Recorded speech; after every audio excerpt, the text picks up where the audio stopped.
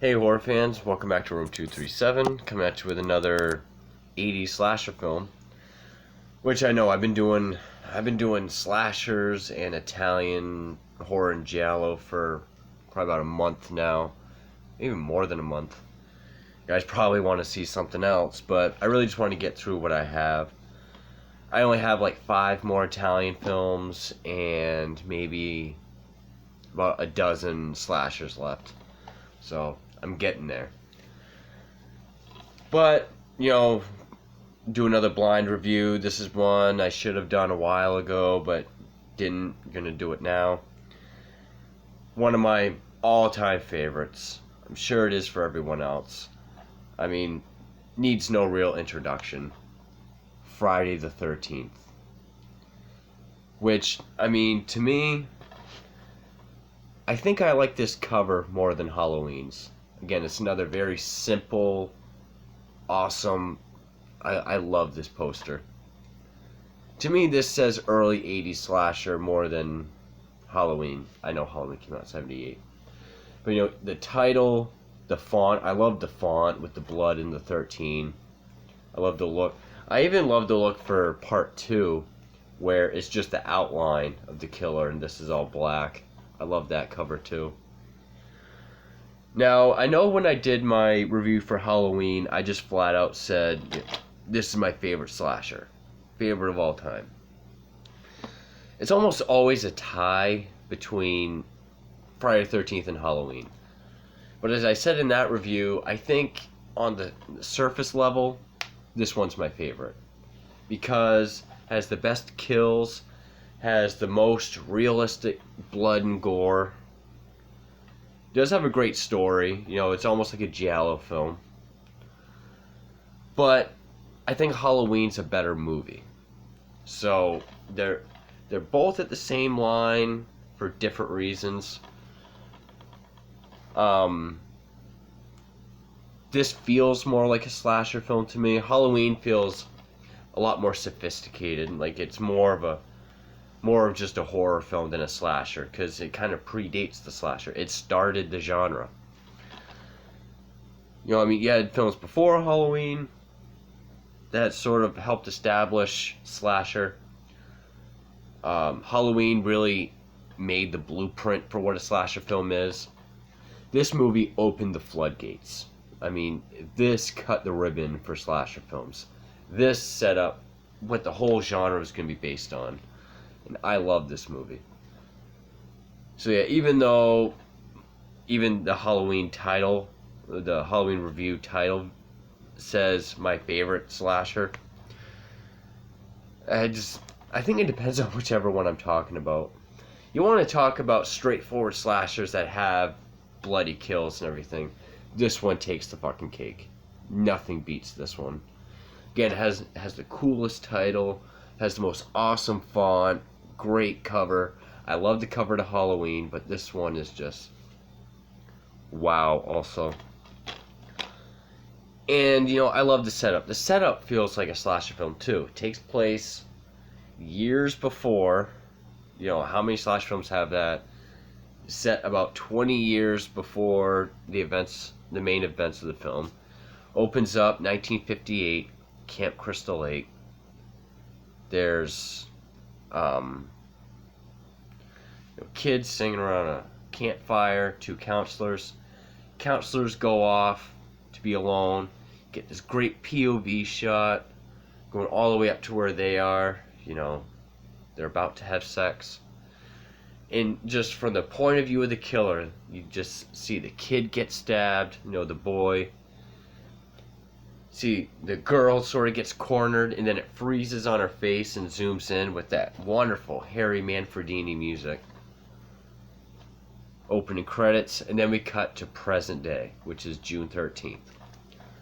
It's kind of another reason why I wanted to do this. Wanted to make sure I got it done in June. I was going to wait till the 13th, but I don't know what I got going on. I'm hoping to get my Italian and slasher marathon done in June, because I really want to get through all these and make a playlist of Friday the 13th movies. All in the month of June, because that's sort of where it almost always takes place in June. And, you know, like, that's sort of why I've been staying away from sequels, because then I got to go through all of them. Halloween, I'm waiting until October, obviously. Christmas ones, I'm going to wait till Christmas time before I review any of those. Unless I get really hard up for a video, then I might, but probably not. So we cut to present day, and I really like what they do here. Camp Crystal Lake is reopening for the first time in over 20 years since the murders in the beginning. There's this woman, this young woman who's going to be a counselor. I think she's actually going to be the cook. I could be wrong on that. So she asks people in town for a ride. Of course, they all look at her like she's crazy for going there. First time we see Crazy Ralph, the guy that's always like, you're all doomed. It's got a death curse if you go there. So she gets a ride a little bit of the way. And then, you know, we get introduced to other characters. And then we see that we cut back to the girl. She has a ride from someone else. We see the POV from the driver. Like, I like that shot too. Like the shots from the driver's seat. She's looking directly at the camera when she talks. Person drives right by Crystal Lake. She jumps out. There's a chase. Wonderful slitting of the throat. And I think that is an homage to Psycho, because her character is sort of like Janet Leigh. She's the character that you believe is going to carry you through the whole film. And then she's the first main character to die. And then it's just this group of kids at this camp, which the camp's not open yet. It's being set up. They're getting everything ready. It's sort of run by this guy named Steve Christie. He's the one kind of orchestrating the whole thing. He's older. There's the woman, teenager named Alice. She's the sort of repressed one. She's an artist. You kind of get the idea. Steve has a thing for her, but she kind of rebuffs him. Then you get the other characters. You get Kevin Bacon in his first major role. I mean, he was in Animal House before this, but this is before Footloose. His girlfriend, you get this other girl, this other guy, who was actually Bing Crosby's son. He's also trying to gain the affection of Alice, which Alice is played by Adrienne King, another popular final girl. But most people already know that. And then you get this other guy, who I think his name is Ned. I could be wrong. He's the clown. He's the goofball. And, you know, pretty much and it's them getting killed off one by one. I mean, it's kind of slow. It pretty much sets up who their characters are, how they're getting ready for the camp. There is a part where a cop shows up on a motorcycle, and says, hey, you know, there's this guy, Crazy Ralph. He's known to come around here and tell people they're all doomed. Which I know that the writer, Victor Miller, didn't want that. Because he sort of liked the idea about the camp was, you have all these teens left to their own devices. Sex, pot, whatever. And, you know, they're free from adult supervision, and then when shit hits the fan, they don't have security of adults. And there's no way to get out. He liked combination.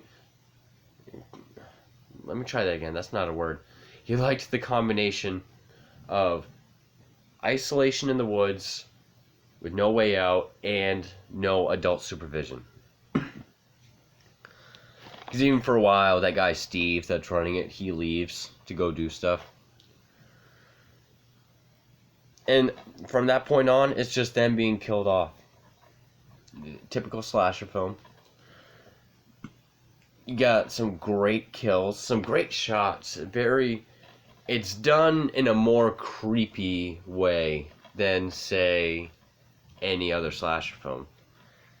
Of course, this was produced and directed by Sean S. Cunningham, who also produced... He produced a lot of, like, a couple children's films and a few softcore pornos in the 70s.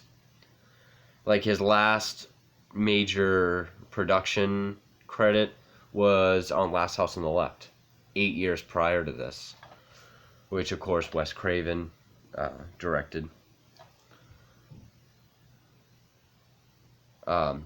Harry Crosby, that's Bing Crosby's son. It actually has all the actors' names on the back of this. Cool. And, you know, I'm not going to go over every plot point, but because what's the point? It's just them being killed off. I really like the scene, like, just scenes that set things up. Like that clowny guy, I think his name is Ned, he's one of the football jersey. He sort of sees someone at the last second walk into a cabin. And, you know, it's all silent, and, like, he walks up, and you see him walk in, he's like, is there any way I can help you or something? And then we don't see him. And it's just like, he just followed an anonymous figure into that cabin. And the way it's shot was very I'm going to say realistic, even though someone walking in someplace isn't that hard to believe. But, you know, there's not much attention drawn to it. It's very quick.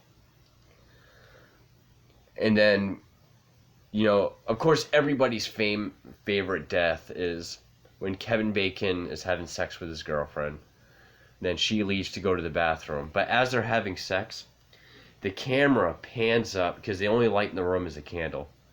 Camera pans up to the top bunk, and it's all dark.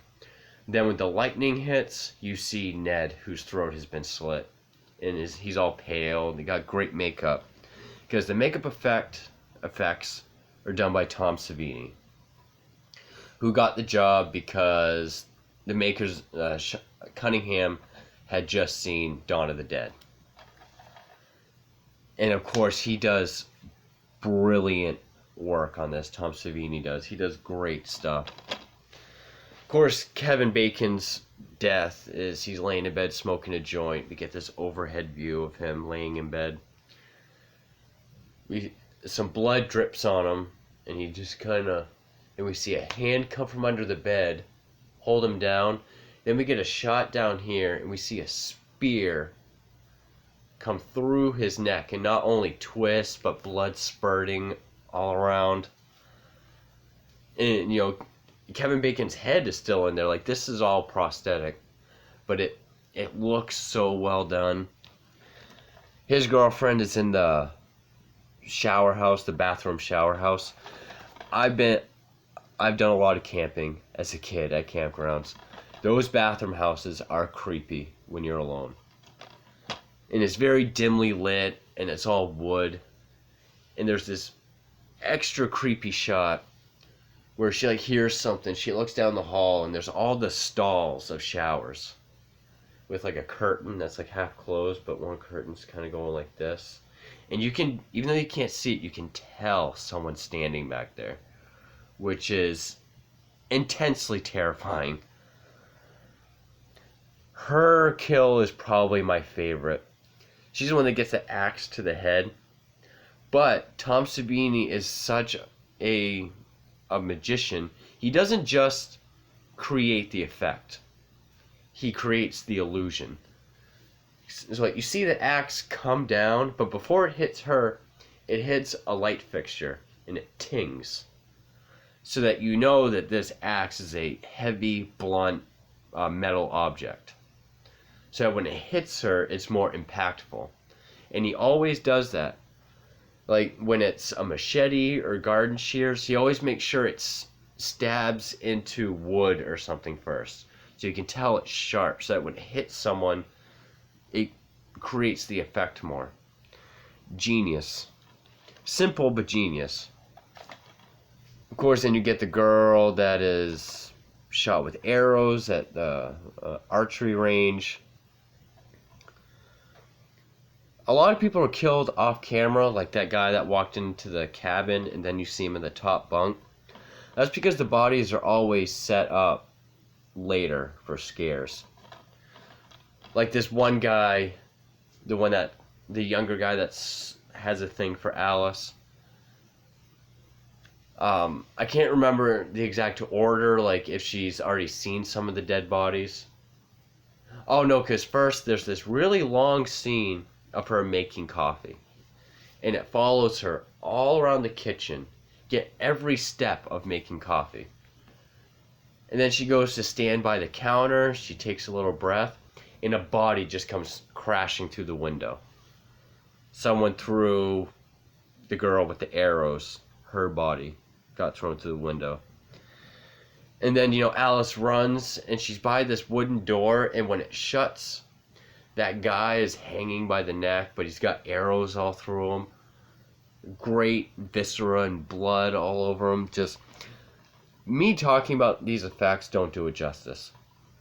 I mean, this came out in 1980, and this was really the first movie to really just go ahead and show the gore. The first big, major slasher film. I mean, it was made sort of independently. It was released by Paramount, but it was made very cheaply. This was like the first movie people sat in theaters and just saw these incredible deaths happening on screen with realistic effects, and they looked so great.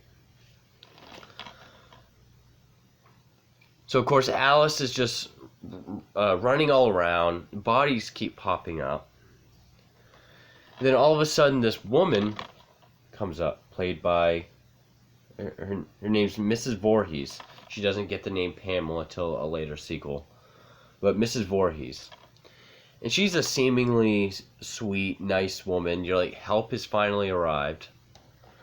Oh, because you get that other scene when the Steve guy comes back to the camp. It's another POV shot looking at him, and there's lights in his eyes. And he says, "Oh, hi. What are you doing out in this mess?" So he recognizes the killer. So you start thinking, is it someone from the camp? Because that's why it's a giallo. Or it's not a giallo, but it feels like one. It's one of those American slashers very much inspired by giallos. Because I know it's pretty common that a lot of people think it's that one guy that sort of also has a thing for Alice. There's a part where there's a snake in Alice's room, and he kills the snake. Kills it for real, too.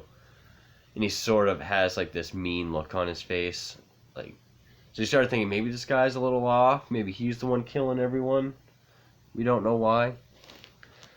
I know I'm all over the place, but it's hard to talk about a movie that almost everybody has seen, and it's really the kills and certain shots that really matter. But so of course Mrs. Voorhees brings Alice inside and says, everybody's dead, but I'm not afraid. Nothing's going to happen to me. So they go inside, and she tells this story about how 20 years ago, when the camp was open originally, she was the head cook, and she had a son named Jason, who she's like, he was, and she kind of pauses and was like, he wasn't a very good swimmer. As if to say there was something wrong with him, which we would later find out that, he was mentally handicapped. He drowns in the lake because the counselors were off having sex and not watching him. Those were the counselors from the very beginning of the film. So now she sort of blames all counselors and is trying to prevent the camp from opening. So it's like, okay, there's a motive that makes sense. It's not like these other slashers where they just come up with one, a lot of times in a half-ass way. This makes sense. It's almost a way you can root for. And not only that, they really play with the whole, Mrs. Voorhees, or Betsy Palmer makes her very twisted. There's a part where she even channels Jason's voice like, kill her, mommy, kill her. So it's almost like Psycho, but in reverse. It's like a mom with son issues. And actually, from that part of the killer, mommy, killer, Harry Manfredini took the K-I for kill and M-A for mommy, even though mommy's M-O. And he went out to an echoplex. And he went, wow. Created an echo effect. And that's where we get one of the biggest things throughout all these films.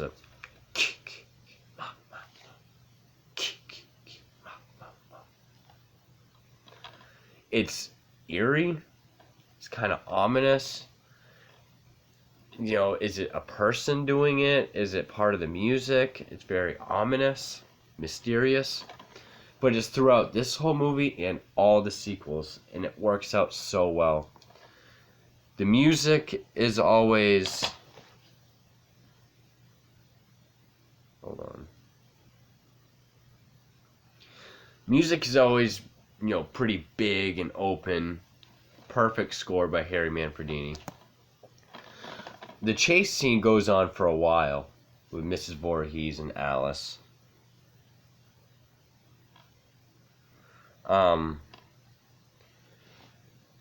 But then you get one of the best parts of the whole movie. The music really opens up. It's like, dun, dun, dun. Is that how it goes? Dun, wong. Because they're at the beach. Alice picked up her machete, swings, and not only do we see a full decapitation on screen, the head flips off, and then we see the hands writhing in frame with blood spurting out, and you see the viscera. Gorgeous looking. And actually it was kind of funny because the hands in that shot have hairy knuckles because it was Tom Savini's assistant that was doing the effect. I mean, I don't think I really left out any big gore scenes. I mean, the two in the beginning, the girl with the knife, Kevin Bacon, the girl with the axe, which is the best one, the decapitation, the girl with the arrows. Everything else is either off screen or you don't see it.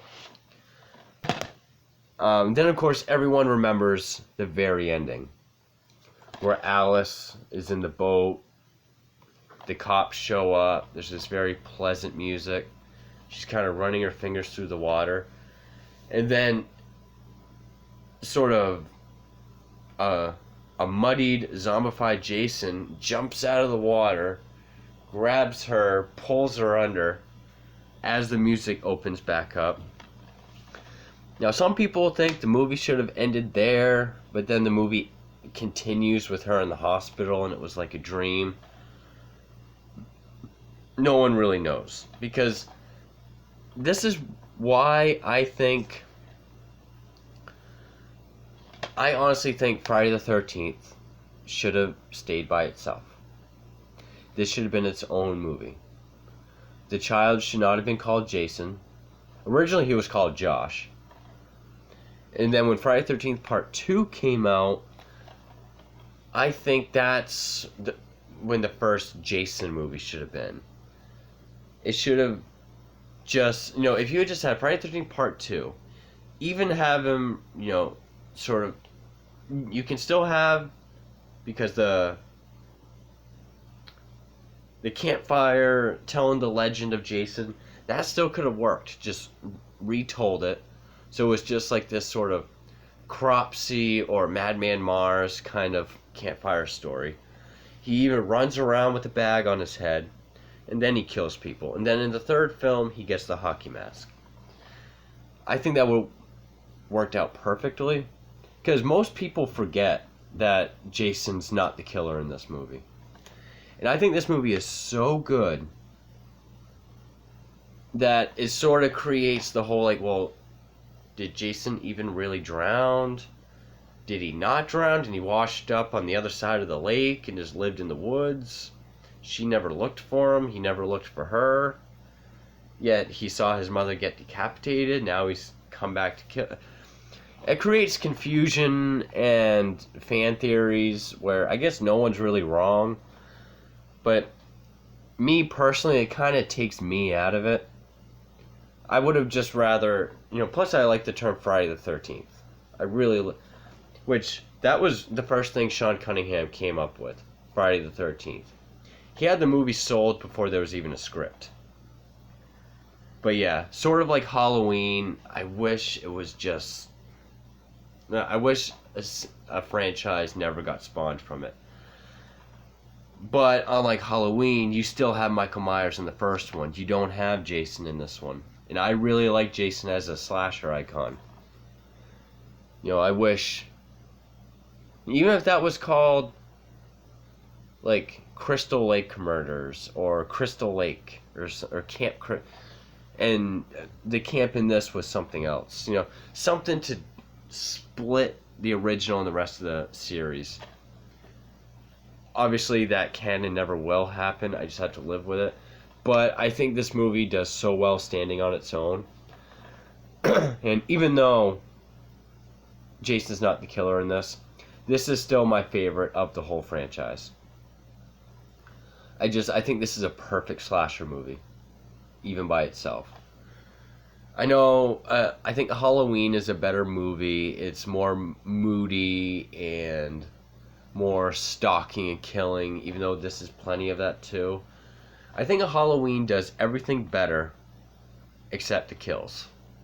But where it lacks gore and blood in the kills, it makes up for in every other department. Sound, lighting, atmosphere, characters, acting.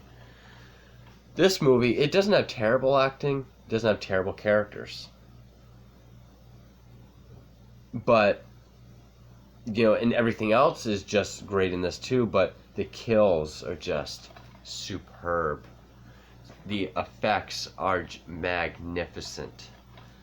That's why it's a tie, because Halloween's a better movie, but this movie, which slasher films are like 75-80% kills. The rest is the look of the killer, the motive and the story of the killer and the setting and everything else. This movie has the best kills, the best gore effects. And that's why the name Friday the 13th has sort of been synonymous with, like, people saying, like, it's sort of a bloodless movie. It's not a Friday the 13th film. It's sort of like the Saw films of its time. But yeah, I've been going on for almost a half hour. Friday the 13th, I love this movie to death. My favorite one of the franchise. One of my all-time, it's a tie with my favorite slasher films ever.